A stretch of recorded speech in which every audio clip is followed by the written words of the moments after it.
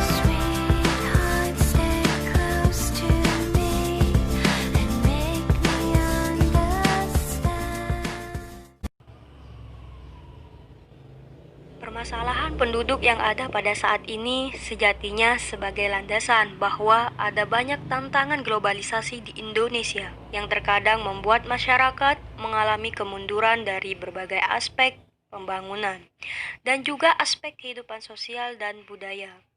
Permasalahan penduduk ini juga terus-menerus diatasi sebagai upaya mencari solusi.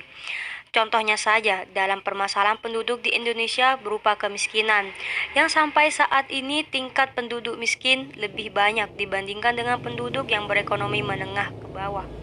Dalam menekan tingkat kerendahan tersebut, maka pemerintah memberikan bantuan yang mampu mengurangi kemiskinan. Bantuan misalnya berupa KUR, kredit usaha rakyat, atau dalam BLT, bantuan langsung tunai. Tujuannya selain mengurangi kemiskinan juga dapat meningkatkan wirausaha baru yang bermunculan. Adapun untuk bentuk dari permasalahan penduduk di Indonesia yang cukup segera untuk ditangani,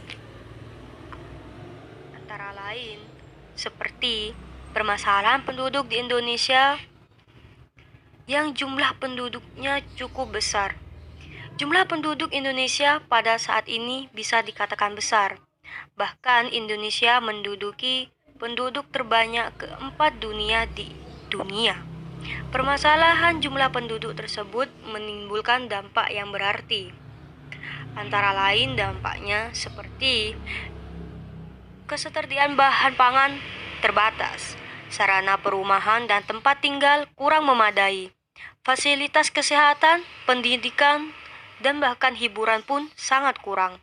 Angka pengangguran tinggi, angka kriminalitas tinggi. Pertumbuhan penduduk yang tinggi menyebabkan jumlah penduduk di Indonesia semakin besar.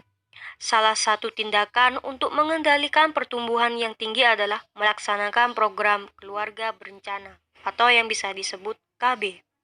Tujuan utama KB adalah untuk menekan angka kelahiran dan meningkatkan kesehatan keluarga. Selain itu, permasalahan kependudukan di Indonesia yakni kualitas sumber daya manusia yang rendah.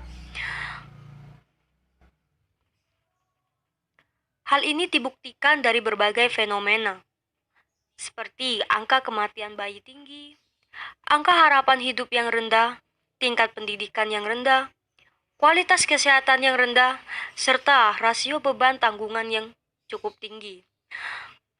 Adapun solusi yang bisa dilakukan oleh pemerintah untuk meningkatkan kualitas sumber daya manusia di Indonesia, seperti meningkatkan kualitas dan kuantitas sarana serta prasarana pendidikan, membuka lapangan kerja baru melalui program padat karya, serta juga meningkatkan kualitas dan kuantitas sarana kesehatan.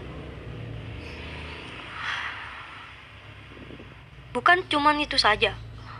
Permasalahan di Indonesia juga melingkupi seperti komposisi penduduk yang tidak seimbang. Dari kependudukan di Indonesia adalah adanya komposisi yang penduduk yang tidak seimbang, terutama fenomena seperti ini terjadi di kota dan desa, di mana banyak penduduk di perkotaan yang timbul di masyarakat. Adapun solusi yang bisa dilakukan dalam upaya mengatasi komposisi penduduk yang tidak seimbang. Pemerintah telah memberikan program tentang penyulusan kesetaraan gender yang didapatkan oleh seorang. Salah satunya dalam politik yang masih terkait dengan identitas, di mana politik identitas ini banyak menimbulkan permasalahan yang menganggap wanita tidak layak menjadi pemimpin atau tokoh tertentu. Selain itu juga, permasalahan di Indonesia yakni persebaran penduduk yang tidak merata. Persebaran penduduk di Indonesia menjadi salah satu permasalahan kependudukan.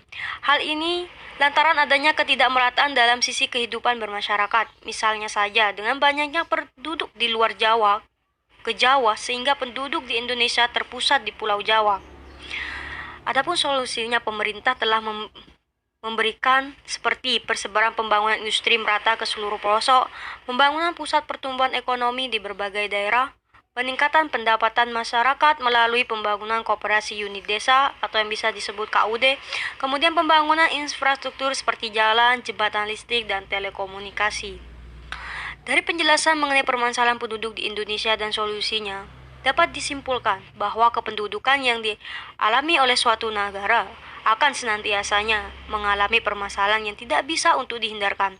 Oleh karena itu, permasalahan apapun pemerintah harus cepat dalam penanganannya agar dampak negatif tidak dialami oleh masyarakat.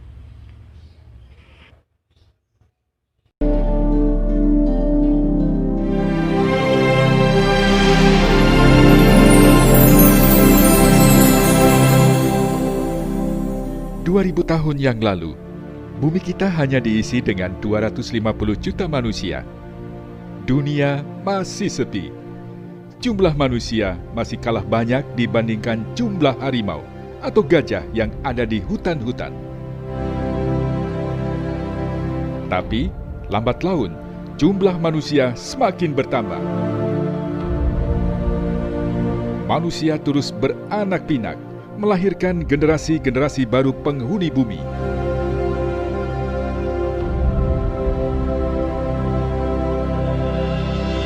Manusia mulai membabat hutan untuk dijadikan rumah dan perkampungan.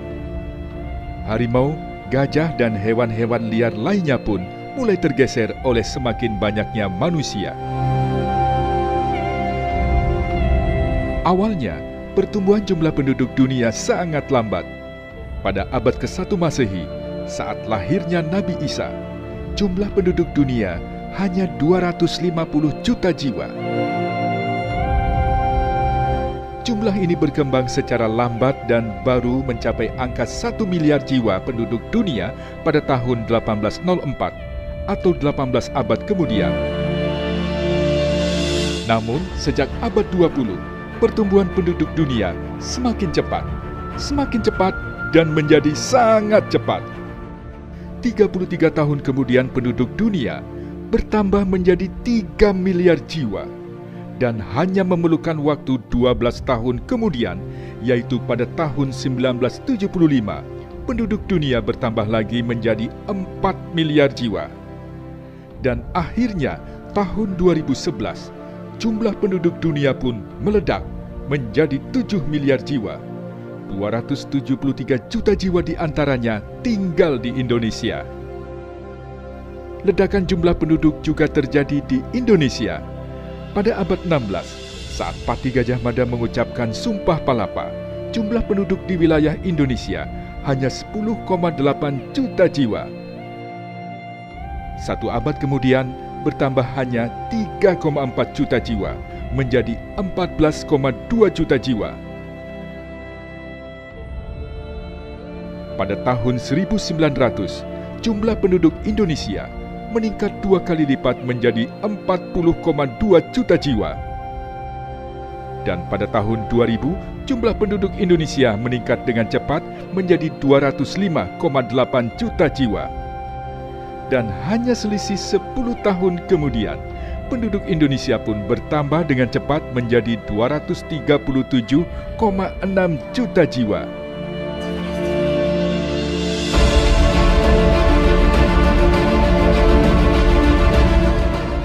Ledakan jumlah penduduk sebenarnya telah terjadi tandanya pada tahun 2000.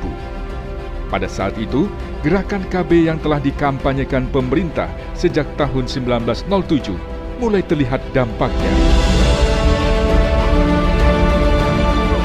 Kampanye keluarga berencana telah berhasil menekan angka kematian ibu dan anak, sehingga banyak lahir anak-anak yang kemudian disebut era baby booming.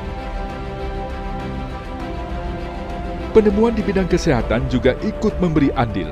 Teknologi kesehatan yang semakin canggih membuat jumlah kematian semakin kecil dan usia hidup manusia juga semakin lama.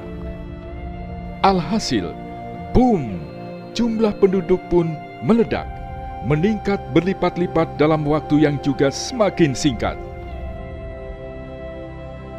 Lalu, apa yang akan terjadi jika ledakan jumlah penduduk ini dibiarkan begitu saja? Nah, kalau dibiarkan, apa yang akan terjadi kemudian? 1. Sumber daya alam yang terbatas akan membuat perebutan sumber daya alam akan semakin tinggi. Bagaimanapun canggihnya teknologi yang diciptakan, manusia tetap memiliki ketergantungan terhadap sumber daya alam. Kebutuhan akan pangan, sandang dan papan, semua masih tergantung pada kemampuan alam untuk memproduksi. 2. Jumlah lahan yang terbatas akan membuat manusia saling berebut lahan. Padahal, isi bumi bukan hanya manusia, juga ada binatang dan tumbuh-tumbuhan yang juga mempunyai peran penting untuk menunjang hidup manusia. Bayangkan, jika sawah dan hutan harus dijadikan tempat tinggal manusia, maka dari mana manusia bisa mendapatkan makanan dan sumber oksigen yang sehat? 3. Perubahan iklim dan ekologi juga akan terjadi. Bumi akan semakin panas, permukaan laut meninggi, lapisan ozon menebal. Semua masalah itu berawal dari sampah-sampah lingkungan yang dihasilkan oleh umat manusia.